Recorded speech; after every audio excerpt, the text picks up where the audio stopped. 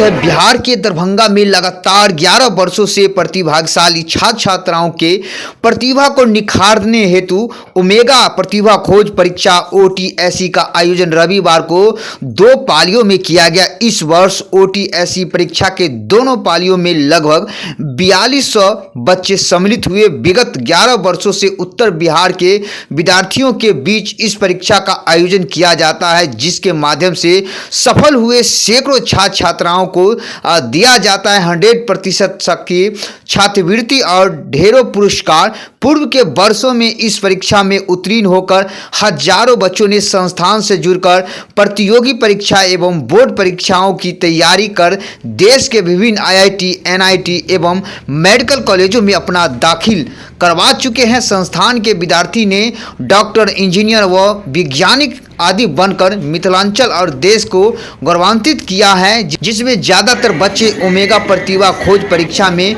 निखर कर आगे आए हैं। साथ ही जो छात्र छात्राएं इस परीक्षा में बैठे हैं उनसे भी कुछ खास बातचीत करते हैं और ओमेगा स्टडी सेंटर के जो चेयरमैन हैं उनका भी इंटरव्यू सुनाते हैं कि आखिर में कितने वर्षों से यह आयोजित करते हैं और छात्र छात्राओं को कैसे फ़ायदा मिलेंगे, गरीबों छात्र छात्राओं को किस तरह से फ़ायदा मिलने जा रहे हैं। मिशन सच को फेसबुक, ट्विटर पर फॉलो करें और यूट्यूब पर सब्सक्राइब करें। देखते रहें पूरी खबर। धन्यवाद। इसी का बहुत अच्छा एक्सपीरियंस रहा, हर साल अच्छा ही रहता है, इस बार भी वैसा ही था।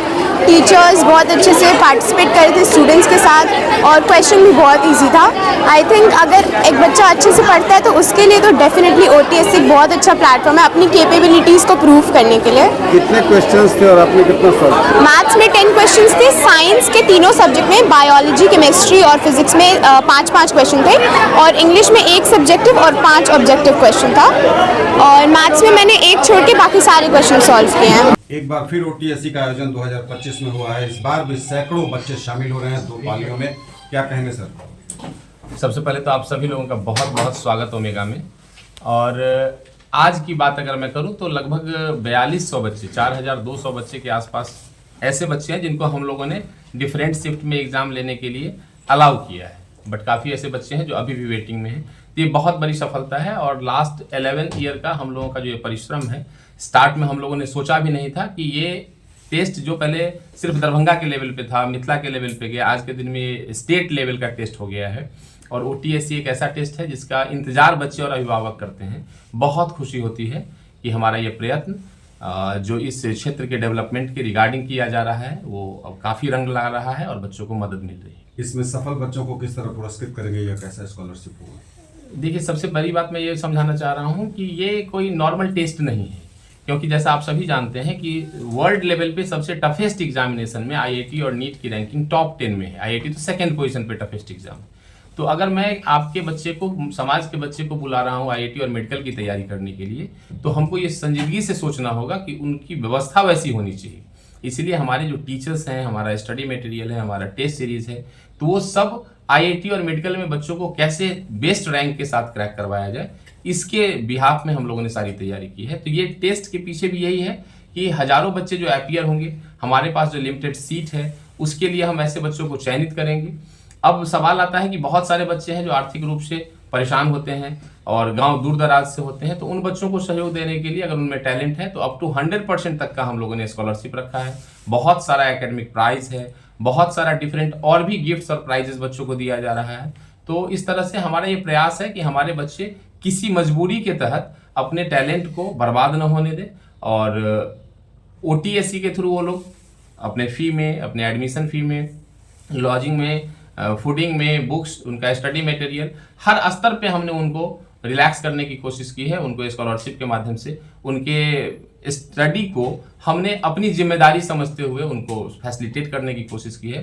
तो 16 फरवरी को हमारा रिजल्ट आएगा। 17 को आप लोगों के सामने एक बार फिर से हम वैसे सारे चयनित बच्चों का नाम भी डाल देंगे, उनको किस लेवल पे हमने स्कॉलरशिप अवार्ड किया है वो सारी चीज़ें बहुत ट्रांसपेरेंसी के साथ रखी जाएगी।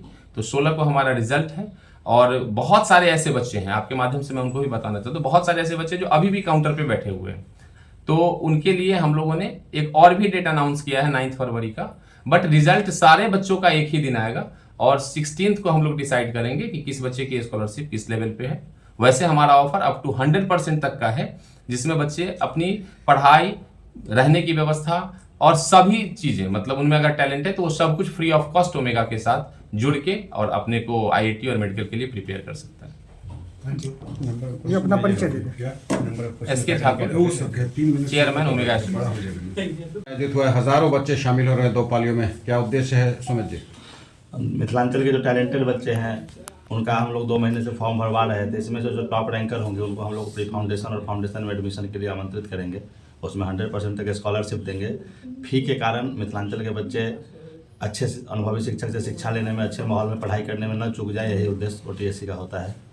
और कुछ ऐसे बच्चे हैं जो आज एग्ज़ाम में अपीयर नहीं हो पाए, ओलंपियाड का पेपर था आज, सरस्वती पूजा का भी थोड़ा इफेक्ट था, उनके लिए 9 तारीख को फिर से फेज़ 2 का आयोजन है, जिसके लिए भी ऑफिस में ऑलरेडी फॉर्म भरा जा रहा है।